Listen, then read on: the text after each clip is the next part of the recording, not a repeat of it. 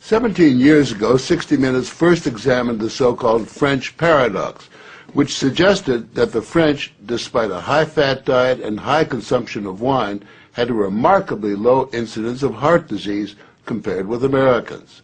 Most researchers agreed that there was something in the wine that offered protection. And a few years later, even the highly cautious federal dietary guidelines say that moderate consumption of red wine can be beneficial. Now, scientists across the country have identified a substance in red wine called Resveratrol that they believe might do more than just protect the heart, but could, in very high concentrations, significantly extend life by preventing a number of age-related illnesses. If they're right, we all may soon be taking a pill that could give us an extra decade or two of healthy old age. If the promise holds true, I think this has the chance to change healthcare. Dr. Christoph Westphal says we all may soon be taking a drug that just might beat the clock, a simple pill that could delay the inevitable. Our goal is to prevent and forestall many of the diseases that strike us as we reach 50, 60, and 70, all with one pill. What you're suggesting is that it's some kind of rejuvenation drug that turns a 70-year-old into a 35-year-old. That might be pretty hard to do, but I think if we're on a train heading one direction, we can slow down that train. I think we can slow down these genes that control the aging process.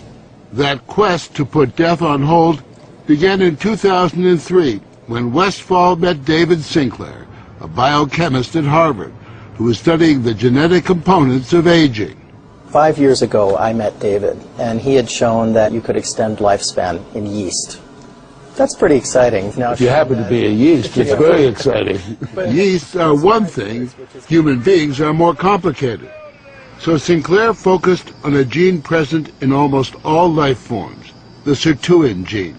It's normally inactive, but when it is active, Sinclair believes it triggers a survival mechanism that extends life.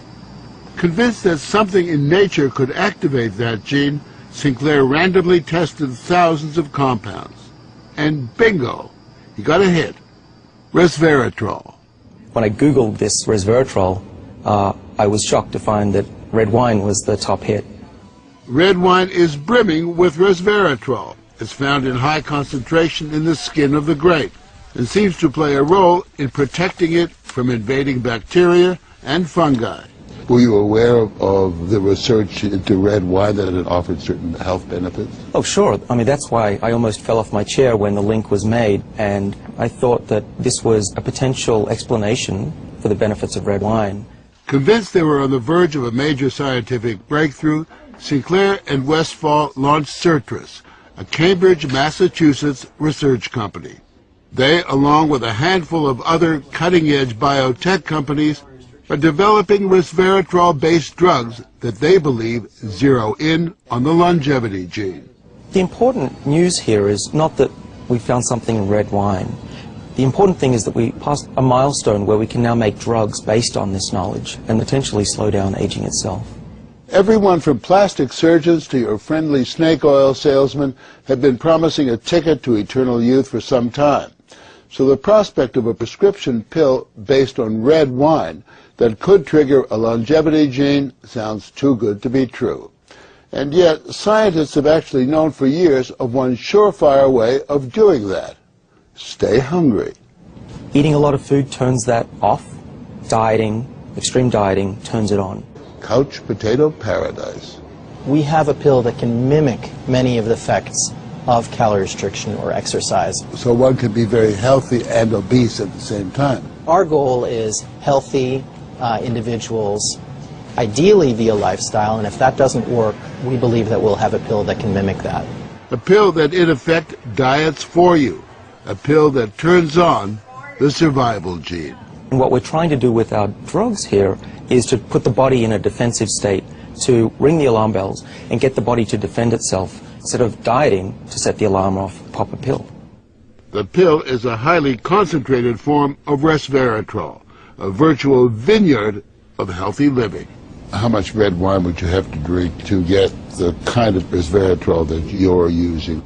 The sad news is that you'd need to drink about 1,000 bottles a day of red wine, which I don't recommend.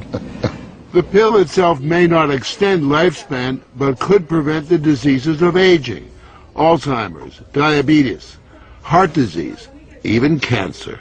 What we're talking about is activating the body's natural genetic defenses against diseases, and that's very powerful if we can harness that. Resveratrol has been tested on mice, and the results have been encouraging. In this test video provided by Citrus, both of the mice have been fed a high-fat diet for 12 weeks. But when placed on a treadmill, the mouse on the right ran twice as far. He was taking high concentrations of resveratrol. You have fat mice, and you have fat mice with resveratrol, and the ones that are on resveratrol, they can run twice as far, and they live longer, about 20% longer. Other studies showed that among mice fed a high-fat diet, those given resveratrol didn't gain as much weight as those not given the drug. Sinclair believes that resveratrol actually changes the physiology of the mice. The proof, he says, is in the post-mortem. Their organs looked pristine, youthful, fat-free, and their physiology was just like they were dieting, but they were fat. Convinced they were on the right path, they fast-tracked the drug into human trials on people with untreated diabetes, and the results were impressive. It significantly lowered glucose and insulin levels without the patients changing their diet or taking any other drugs. Originally, our hope was that you'd be able to prevent diseases of aging. What we ended up seeing is actually you could therapeutically intervene in patients who have diseases of aging, and that was unexpected. Yeah, the diabetic patients have high blood sugar, and the molecules bring it down. That's treatment, that's not prevention.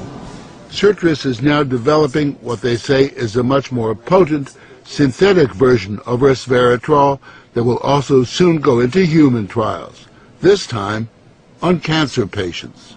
I keep on thinking, you know, what used to seem like it was science fiction, I actually believe the biology is right, and if we're right, this may be the most important thing that we're going to do in our lives. Possibly, but it is important to remember that 9 out of 10 drugs that look good in mice ultimately fail in human trials. Still, the speed and results generated by Citrus and the resveratrol drugs are unusual, and Sinclair believes these drugs will not only keep people living longer, but will keep them healthy longer.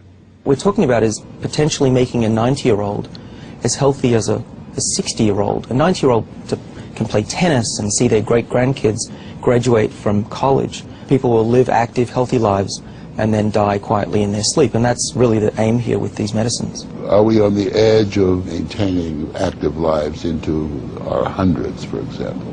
Well, we've certainly passed a corner in terms of the science, and someone's going to achieve it, and if it's not us, it's going to be someone else. But the question that most of us want answered is, when do we get this pill? I would say 5 years, to be conservative, that this will happen within our lifetimes. I'm fairly certain about that. One measure of the potential of this research, Dr. Sinclair and Dr. Westfall's little startup company was recently bought by the pharmaceutical giant GlaxoSmithKline for almost $750 million.